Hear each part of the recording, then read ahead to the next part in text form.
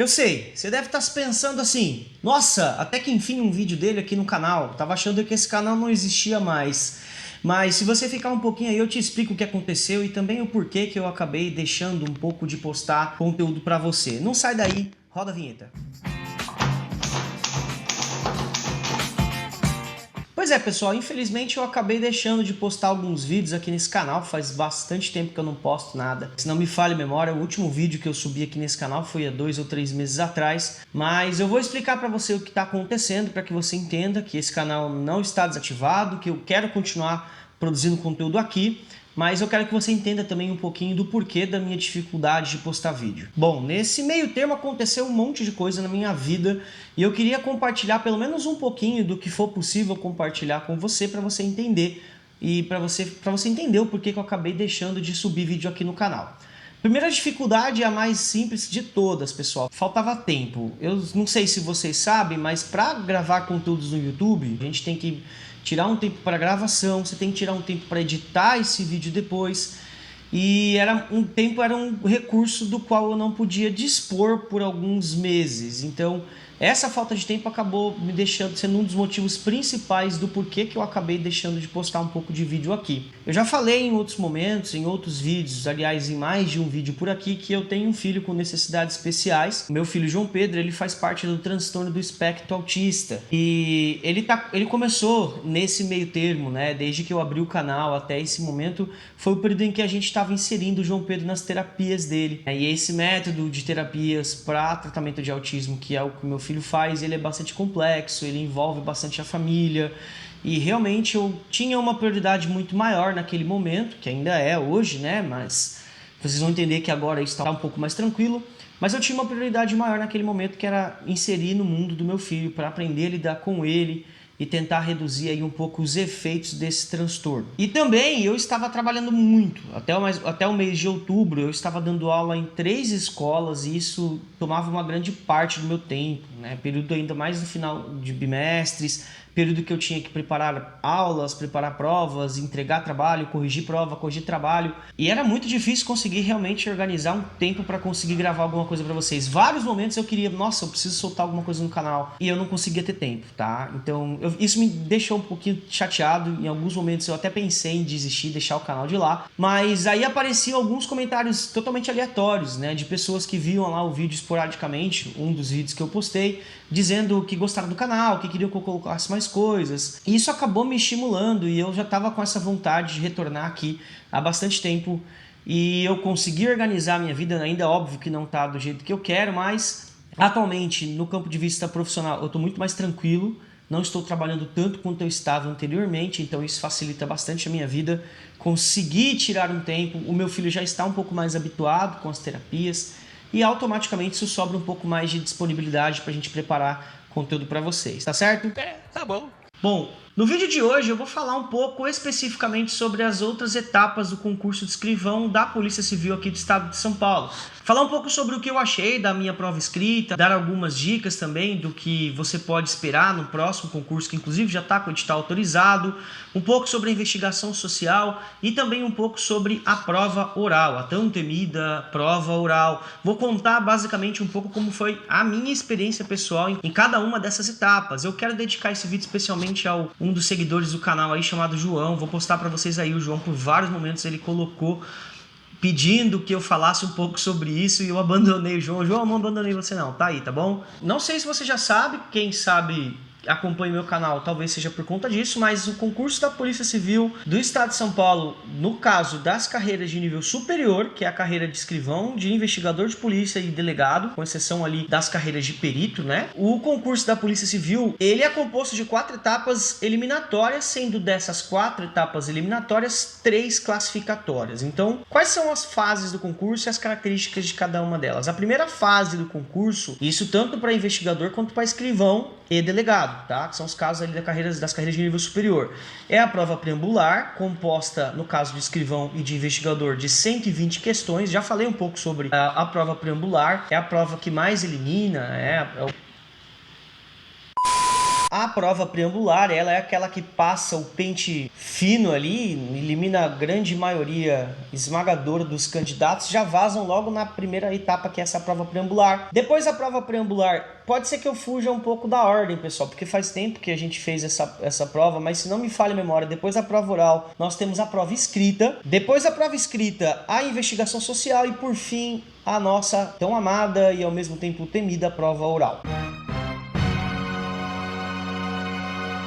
A primeira coisa que eu tenho para dizer para você, isso serve especificamente para você que está estudando para concurso público, que é munido aí de várias etapas eliminatórias e também classificatórias. Para de ficar pensando na etapa seguinte. Para de pensar no que vem pela frente, no que vai vir depois. Primeira grande dica que eu posso dar para você é se preocupe com a primeira etapa. Apenas isso, esqueça todo o resto. Esqueça que depois da prova preambular tem a escrita, tem a oral. Esqueça se seu nome está sujo no SPC, se está com medo se você vai cair na investigação social, se você vai passar no psicotécnico. Esquece tudo isso, cara. Por uma razão muito simples. De nada adianta você se preocupar tanto com as outras etapas se você não passar na primeira. Parece óbvio, mas eu acho uma perda de tempo muito grande você se preocupar com o que vem pela frente se você não se preparou adequadamente para a primeira etapa. Então foca 100% na primeira etapa, foca 100% na prova preambular, vai com tudo, esquece que exista, finja que esse cargo que você tanto deseja, ele é composto de único e exclusivamente dessa etapa. Por que eu digo isso? Por uma razão bem óbvia. Além desse fato de que se você não passar da primeira, você não chega nas outras, isso é meio óbvio, mas às vezes tem que dizer.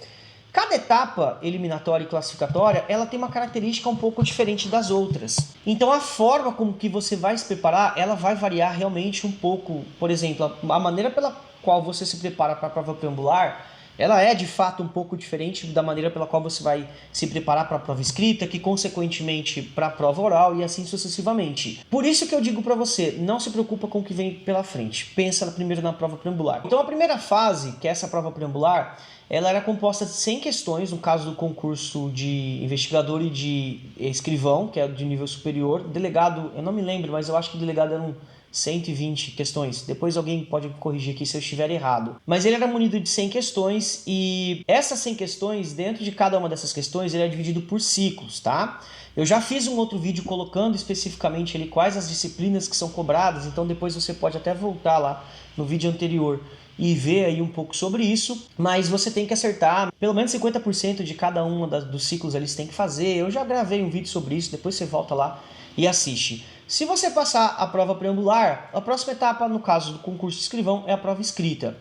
E aí, na prova escrita do concurso de escrivão para investigador, tem uma diferença. Pelo menos foi o que seguiu a regra do concurso que eu prestei. Pode ser que no próximo concurso haja uma correção com relação a isso, eles acabem fazendo matérias parecidas, mas uma coisa que você tem que saber é conhecer muito bem a banca que você vai prestar. Também já falei isso no vídeo anterior. Isso é importante. Porque no caso do concurso da Polícia Civil aqui do estado de São Paulo, a VUNESP ela só realiza a primeira etapa dessa prova e depois ela vai fazer só lá na frente o exame psicotécnico. Então a VUNESP ela só é encarregada de fazer a prova preambular. As outras etapas eliminatórias, como a prova escrita, a própria investigação social, a prova oral, é tudo realizado pela própria banca da Cadepol, que é completamente diferente do estilo de cobrança da banca da VUNESP. Então, no caso da prova escrita, teve uma diferença ali no concurso, nas provas de escrivão para de investigador. Eu vou tomar muito cuidado com o que eu vou dizer para as pessoas não me interpretarem errado, tá? Isso também parte de uma experiência minha, ok? Eu vi depois a prova de investigador e tudo mais, mas eu achei que a prova de escrivão, a partir do momento em que a gente teve a divisão, né, depois da prova preambular, a partir da prova escrita em diante, eu achei que o conteúdo a ser cobrado no concurso de escrivão, ele era um pouco mais complexo do que o conteúdo de investigador. Eu não disse mais difícil.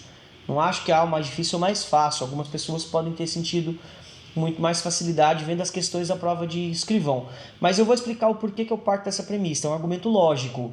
No concurso de escrivão, a prova escrita, as matérias que eram cobradas eram 4 matérias. Então, por exemplo, você tinha cobrado na prova escrita língua portuguesa, informática, criminologia e noções de direito. E aí, dentro de noções de direito, você tem aquela caralhada lá de coisas que eu já coloquei também no vídeo anterior. Então, retomando, língua portuguesa, informática, criminologia e direito. Ou seja, quando você terminou a prova preambular, você tem um tempo até a prova escrita acontecer. tá? Vai variar, depende de concurso para concurso, mas eu garanto para você que você vai ter um tempo aí para você se preparar, desde a divulgação do gabarito oficial, você já vai ter uma noção se você vai ser aprovado ou não para a segunda fase, você já começa a sua preparação específica para a prova escrita. E no caso da prova escrita, você tinha, no caso do escrivão, você tinha que se preparar para essas 4 matérias. E qual que é a diferença de investigador? A de investigador, você basicamente tinha que se preparar para noções de direito, criminologia e atualidades. E assim, atualidades é muito mais tranquilo você se preparar para atualidades do que você se preparar para uma eventual informática, por exemplo. Porque atualidades é basicamente você assistir noticiário, se preparar com as noções aí do Brasil e do mundo, é muito mais tranquilo.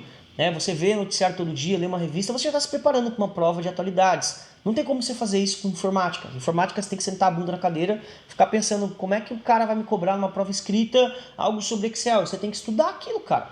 Então, é muito diferente a preparação. Eu achei bastante complexa nesse sentido. Tanto que, por exemplo, no caso da prova de escrivão, na prova escrita de escrivão no meu concurso, se não me falha a memória, foram 1.350 candidatos que passaram da primeira etapa que foram aprovados para a segunda. E se não me engano também, faz muito tempo, eu não me lembro exatamente dos dados, tá? Se não me engano, passou da prova escrita para o caso na terceira fase, que é a investigação social, 900 e pouco. Foi um índice de reprovação absurdo. Sem contar os ausentes, né? Aquela galera que nem foi fazer a prova. Então, assim, como foi a minha experiência da prova escrita? A prova escrita, para mim, ela foi a mais difícil. Eu vou ser bem sincero, a minha nota mais baixa de todas essas notas de avaliação girou na prova escrita. E eu digo por quê. Eu me preparei de uma maneira errada na prova escrita. Por quê? Porque eu não tinha assistido um vídeo como esse que eu estou mostrando para você, e por isso esse é o grande objetivo desse canal, por exemplo. Facilitar, para que você não caia nos mesmos cascos que eu caí, não cometa os mesmos erros que eu cometi. E ninguém me avisou, por exemplo, na época, que a prova escrita, ela era feita por uma banca diferente. Ah, Leandro, mas estava no edital. Mas, velho, eu não li o edital inteiro. Eu lia só a parte lá de regra básica e o que caía no conteúdo. Eu não li esses pormenores. Então, eu não sabia, não fazia ideia de que a Cadepol de que não seria a VUNESP a realizadora da prova escrita. Isso é um erro tremendo. É algo que você não pode cometer.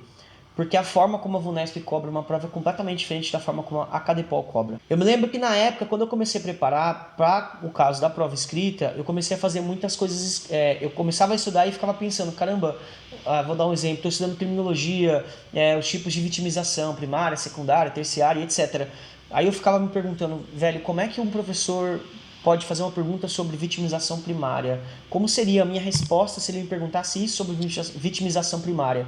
E eu basicamente treinava a escrever. A questão da letra é uma questão óbvia, você tem que ter uma letra ali minimamente decente, eles não pedem nenhuma obra-prima, você não precisa ser um Michelangelo para poder fazer a prova da polícia, mas você tem que conseguir fazer com que o cara que está lendo sua prova entenda. Então a sua preocupação basicamente tem que ser com coesão textual, óbvio, né? Além dele entender sua letra, ele tem que entender o que você está falando, coerência com as palavras e, lógico, conhecimento do conteúdo. Então o que eu pensei? Poxa, coesão e coerência é algo que eu adquiro com os anos. Não adianta você querer estudar coesão e coerência de uma hora para outra. Isso leva anos de estudos, com leitura de textos, produção textual. E eu já tinha uma bagagem até que relativamente boa, porque eu sou professor, né? Sou professor até hoje, então há muito tempo eu leio, escrevo bastante, então eu tinha uma certa habitualidade com isso. Meu problema estava no conteúdo, porque eu não fazia ideia do que ia ser cobrado e como seria cobrado. Isso para mim foi uma tortura. E, por exemplo, qual foi o meu grande erro? De língua portuguesa, cara. Das 4 matérias, quando veio a minha prova,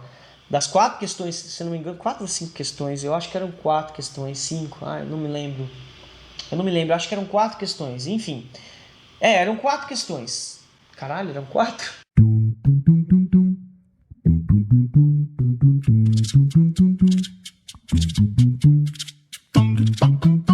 Eram 5 questões, porque dentro de direito caíram 2, acho que eram 5 questões. Mas eu sei que quando veio a minha prova, eu me lembro que na questão de língua portuguesa e na questão de informática, eu não sabia responder absolutamente nada do conteúdo sobre aquilo. E foi nisso que a minha nota foi lá para baixo, porque como é que eu vou escrever sobre um tema que eu não sei? Qual foi o meu grande erro? Quando eu fui estudar, quando eu fui olhar o conteúdo que poderia ser cobrado, por exemplo, língua portuguesa, eu vi que lá um dos temas que era cobrado em língua portuguesa era tempos e modos verbais. Quando você chegar na prova escrita, veja as questões que já caíram da prova escrita da polícia. Isso serve para qualquer concurso, olha as questões anteriores. E eu não fiz isso, né? E qual que foi o meu grande erro? Eu olhei lá nas questões que poderiam nos temas de língua portuguesa, por exemplo, que poderiam cair na prova escrita, tempos e modos verbais. Fala, cara, nem fudendo, não vou estudar essa porra não. Eu, tu, ele, como é que fica isso no modo imperativo, no modo subjuntivo, no pretérito mais que perfeito do modo subjuntivo. Eu nunca tinha ouvido falar disso na escola há 20 anos atrás. Eu não ia parar, perder todo o meu tempo para estudar aquilo, porque eu tinha certeza na minha cabeça que não ia cair. Eu falei, não, a Unesp vai cobrar isso, eles vão cobrar concordância verbal, eles vão cobrar crase, eu não vou gastar o meu precioso tempo estudando tempos e modos verbais. Tomei no cu, porque a primeira pergunta quando eu abri a porra da minha prova foi: conjugue o verbo falir, se não me engano, era um verbo defectivo, e o tempo e o modo, acho que era no pretérito imperfeito do subjuntivo. Quando eu li aquilo, eu não sabia nem do que se tratava. Eu falei, tomei no cu. Não sabe, como é que eu vou responder um negócio que eu não tinha estudado porra nenhuma? Eu falei, tomei no rabo. Né? Então, a partir dali eu já sabia que de português eu já tinha perdido a chance de fazer pelo menos o mínimo. E já comecei a suar frio, né? Aí quando chegou na de informática, também era uma questão que eu manjava muito pouco. Então eu não me lembro exatamente sobre o que era. Eu acho que era alguma coisa com relação a protocolo de segurança. E eu tinha estudado muito pouco aquilo também. E tomei no cu também, né? Não sabia muito sobre o que falar. Acabei não falando absolutamente nada com nada. Resultado, o que me salvou na minha prova escrita foram a minha noção de direito que eu tinha, que basicamente, pelo que eu entendi, eu acertei o máximo possível ali dos pontos de noção de direito e de criminologia. Foi o que me salvou. E ninguém acredita, né? Pra você ter uma noção, a nota mínima que eu precisava fazer na prova escrita era de 50 pontos. A minha nota foi exatamente 50 pontos. Então, quando eu descobri que a minha nota tinha sido 50, eu falei, caraca! Porque eu tinha certeza que eu não tinha passado, né? Quando eu fiz a minha prova, eu cheguei em casa até comentei, falei, nossa, eu rodei na prova escrita, eu não vou fazer os 50 pontos, porque eu sabia que 2 eu já tinha zerado. Então, primeira dica que eu posso dar: estuda tempos e modos verbais para prova escrita e para prova oral também, porque a Cadepol adora esse negócio, eu não sei porque, eles têm uma tara por tempos e modos verbais. Então, se a tua prova for feita pela Cadepol e for cair em língua portuguesa, estuda tempos e modos verbais, principalmente ali nos verbos defectivos, né? Que são aqueles verbos que não tem todas as conjugações e tal. E outra dica que eu posso dar: se prepare baseado em questões que já caíram sobre aquilo, se prepare baseado em questões já formuladas pela banca. Quem vai fazer o próximo concurso tem uma vantagem que eu não tive. Vai ser muito mais fácil você encontrar questões ali que já foram cobradas, tá? Pega as provas lá que já caíram e vai treinando, e basicamente não tem muito o que você fazer. É um pouco meio que treino mesmo. Depois que você passa para a prova escrita, eu tirei um peso enorme dos meus ombros, porque para mim a prova escrita teria sido o divisor de águas, ia ser o que ia me reprovar. Vem a investigação social. Eu não vou falar muito hoje sobre investigação social, tá, pessoal? Porque aí eu vou tirar um vídeo especificamente para falar sobre a investigação social da Polícia Civil, beleza? Porque senão o vídeo vai ficar muito longo. E depois da investigação social, que para mim, só adiantando e dando um alerta de spoiler aí, talvez para os próximos vídeos, foi muito tranquila a minha investigação social. Então, se tu tá com o nome sujo, relaxa que o teu caso não é único. Eu tava com o nome sujo e tô aqui, né? Aliás, estou às vésperas de ser nomeado. Se tudo der certo aí, a nossa nomeação tá para sair, tá para explodir. A qualquer momento, eu tô gravando esse vídeo, hoje é véspera de feriado, hoje é dia 14 de novembro, amanhã é feriado, e a nossa nomeação do caso de escrivão tá na fazenda já, para os últimos trâmites burocráticos ali, tudo indica que a gente vai ser nomeado já nos próximos dias aí. Então, outro dia eu gravo um pouco sobre essa questão da investigação social. A prova oral, vamos falar um pouco sobre a prova oral. Cara, a minha prova oral foi muito legal, cara, eu não vou mentir. É muito curioso falar sobre a prova oral, porque eu não vou falar... Como é que eu posso explicar? Não se apegue muito ao que eu vou falar sobre a minha prova oral, porque talvez eu seja uma exceção da exceção. Porque a prova oral, sem sombra de dúvidas, nitidamente, depois que a gente vai passando nas próximas fases, começa a ficar mais legal. Porque aí você não vê mais as pessoas que passaram como concorrentes. Você vê como colegas, como pessoas que estão ali junto com você. Fiz algumas amizades aí desse concurso, a gente tem grupos de WhatsApp, é bem legal. Depois que você vai passando, você vê que, basicamente, você não é o único concorrente que você tem, é você mesmo. Um vai ajudando o outro e tudo mais. E eu me lembro que depois que a gente passou da prova escrita, todo mundo começava a falar sobre a prova oral. E era basicamente o medo de todo mundo, cara. Todo mundo tem muito medo da prova oral. E eu acho que eu entendo um pouco o porquê, né? Porque, porra, só de pensar na possibilidade de você sentar numa sala com um monte de delegado de polícia, num auditório, com um monte de gente vendo, e você ter que falar em público e responder uma pergunta, pá, na lata, se você nem fazer ideia do que o cara vai falar, você já começa a suar frio, tô ligado? Eu sei como que é isso. E eu vou te contar que eu não senti nada disso. Eu tava muito tranquilo na minha prova oral. Eu tinha certeza que a minha prova oral ia ser o que eu mais ia ter um desempenho melhor. Não vou dizer que ia ser mais fácil, que eu ia ter um desempenho melhor, e eu tinha razão. A nota maior que eu tive nesse concurso foi a minha nota da prova oral. Minha nota da prova oral de 0 a 100 foi 85, 80, 80, não me lembro, foi mais de 80 e menos de 85, 82 e alguma coisa, 83, enfim, nessa casa dos 80 aí. E foi a minha nota mais alta. Por quê? Eu acho que isso também tem a ver um pouco com a minha experiência, né, galera? Cada pessoa tem a sua própria história, eu já disse aqui. Eu sou professor há 9 anos, cara. Então, se tem uma coisa que eu sei fazer, que eu faço bem, e você tem que saber o que você faz bem, é falar em público. Então, eu tenho muita facilidade em falar para um grande público. Já fiz isso várias vezes, já dei palestras, já dei seminários, muito tempo em sala de aula. Então, eu estava bastante habituado com essa ideia de as pessoas me fazerem pergunta e eu ter que responder. E se eu não souber, tentar sair bem, não transmitir nervosismo. E isso não adianta, é com o tempo de prática.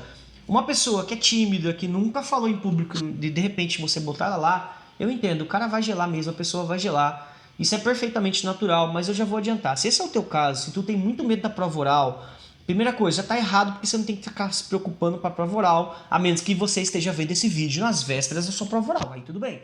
Mas se você está se preparando ainda para umas fases anteriores, esquece, cara. Esquece a prova oral. Foca no processo pelo qual você está passando. Mas se você é dessas pessoas que é tímido e tem muita dificuldade, tem dificuldade de falar em público, vou tentar te tirar um fardo. O pessoal que vai te avaliar, eles sabem disso. Eles são professores da Cadepol. São delegados de polícia, a galera que tá lá, eles não querem nenhum orador, não querem que você vá lá e dê um show sobre direito penal, eles não querem que você dê lá um show sobre criminologia e etc. Eles só querem que ver como você tá, como tá a sua pressão, se você sabe lidar ali com nervosismo, se você não vai travar, e é óbvio, né? Você tem que estar preparado. Mas assim, cara, quando você chegar na prova oral, você já tá, digamos que 70% do teu pé na Cadepol, porque a prova oral, ela é o resultado de toda a sua preparação. Ninguém chega até a prova oral sem ter estudado, sem ter um mínimo de preparação. E eles não vão cobrar nada do que você não tenha pelo menos estudado uma vez ali no seu ciclo de estudos. Então, cara, é tranquilo. O que você tem que fazer é treinar a falar em público. Então, por exemplo, eu não fiz isso, eu vou ser sincero, eu nem me preparei para a prova oral. A minha prova oral, a única preparação que eu tive eu ia pegando as questões que eu tive a sorte, porque é por sorteio, de ser sorteado lá pro final, né, da minha prova. Por mim também não teria problema se fosse nas primeiras semanas, mas se você for mais sorteado lá para o final, é bom porque você consegue pegar as questões que eles já foram fazendo.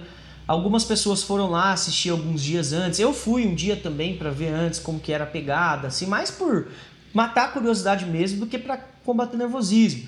Tem pessoas que acham que isso ajuda, tem pessoas que acham que atrapalha. Então isso na prática é muito subjetivo, vai depender de você. Se vai valer a pena ir lá assistir alguém ou se isso vai deixar você ainda mais nervoso, você que vai saber. Mas eu vi algumas questões porque o pessoal anotava, né? Tinha uma galera do grupo que conseguia anotar algumas questões que tinham sido formuladas para os candidatos. E aí eu olhava aquelas questões e falava, isso aqui eu responderia dessa forma. Então, assim, eu nem me preparei muito para minha prova oral. Mas o pessoal que se preparou, como é que eles fizeram? Galera que tinha dificuldade com fala, por exemplo, foi lá, eu sei que alguns me falaram que fizeram isso. A galera foi na frente do espelho, treinou lá, olhando pro espelho, postura, como se comportar, como falar. Treinava lá depois apresentando uma resposta para a namorada, para o marido, para um grupo de amigos. Teve uma das pessoas do nosso grupo, foi muito bacana, né? Ela sugeriu fazer por Skype, entre os próprios candidatos escrivães, um entrevistando o outro. Acho que chegaram a fazer, eu não fiz isso, né? Mas eu acredito que alguns acabaram fazendo isso, um ia fazendo pergunta pro outro, foi muito bacana. Então, assim, na prática, não acho que a prova oral é esse bicho de 7 cabeças como todo mundo pinta, não. Vou ser bem sincero. Algumas pessoas detestam, acham que não deveria existir. Eu sou muito a favor da prova oral, gosto bastante. Acho que por mim deveria ter só prova oral. Eu acho que por mim deveria ter só prova oral, não precisa nem ter prova preambular. Meu temor foi a porra da prova escrita. Mas eu acho que também existe uma especulação de que não vai haver mais prova oral nos próximos concursos. Eu não sei. Eu teria que me inteirar quanto a isso, porque parece que na legislação, né, na lei orgânica da Polícia Civil, se não me falha a memória, ela fala que a prova oral é um dos requisitos obrigatórios para as carreiras de nível superior. Teria que confirmar. Mas assim, eu volto a repetir, não se preocupa com isso. Se você está se preparando, não tem por que se preocupar. Se você chegou até a prova oral, é porque tu está preparado, porque você tem conteúdo, você tem bagagem. Quando você chegar lá, controlar a ansiedade, controlar o nervosismo, porque o resto vai acabar fluindo e você vai ver. Uma das coisas que eu percebi é que, por exemplo, os os professores, né, as excelências que estavam lá apresentando, nenhum deles, nenhuma questão que eu vi das pessoas que eu vi me apresentando no meu dia lá também, isso aconteceu. Teve um índice de reprovação muito alto também na minha prova oral, muita gente por nervosismo. Mas o que eu percebi? Por exemplo, das perguntas que eles faziam, você tinha que acertar pelo menos 50% de cada matéria, que nem lá na prova preambular. Mas o que eu percebi? Que na professora de língua portuguesa, por exemplo, na delegada lá, na professora da Cadepol de língua portuguesa, das 3 perguntas que ela fazia, uma era difícil, as outras 2, se você tivesse estudado o mínimo de língua portuguesa, você saberia responder. Então, por exemplo, se você fosse mal na primeira, com certeza a segunda você saberia. Mas o que eles faziam? Eles jogavam com o teu psicológico, fazia pergunta difícil logo no começo, você já desestabilizava, então aí vinha uma pergunta fácil, no nervosismo você acabava esquecendo. Eles faziam isso eles faziam de fato, não vou negar. Eles jogavam muito com o psicológico do candidato.